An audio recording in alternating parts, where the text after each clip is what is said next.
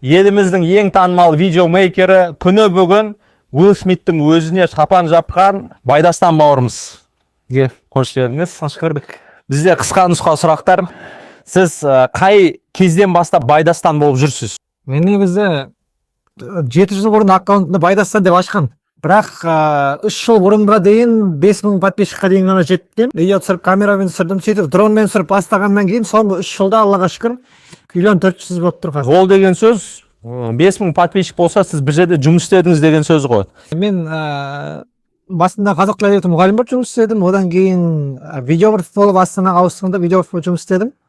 Осы 300 мың зарплатаға істеп, осы 1,5-2 жыл бұрын ғана толық блогер болып бөлек шықтым. Сіз біздің еліміздің ең тамаша жерлерін түсіріп бастадыңыз. Топ 3 ең сондай керемет, таңғажайып табиғи жерді айтыңызшы. Бірінші орында бар ол жерді айтып жүремін, әрине Катонқарағай, Мұзтаудың бөктері өте керемет. Одан кейін Маңғыстаудың табиғаты, Марс сияқты да бөлек ғаламшар сияқты. Сосын үшінші орында Алматы, Нарынқолдың табиғатын бөліп жармай ақ қояйын, екеуі де өте әдемі.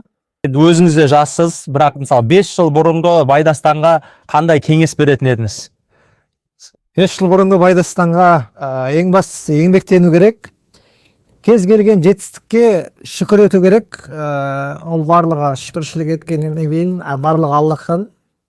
Шүкіршілік етсең арттырамын дейді. Еңбектеніңіздер, ең бастысы ізденіңіздер. Қазір заман дамып жатқаннан кейін әлеуметтік желі бар, басқасы бар. Мүмкіндіктер өте көп. Ізденген адамға бәрі табылады негізі. Үлкен рахмет. Шынайы жауаптарыңызға. Подкаст болып кетті ғой.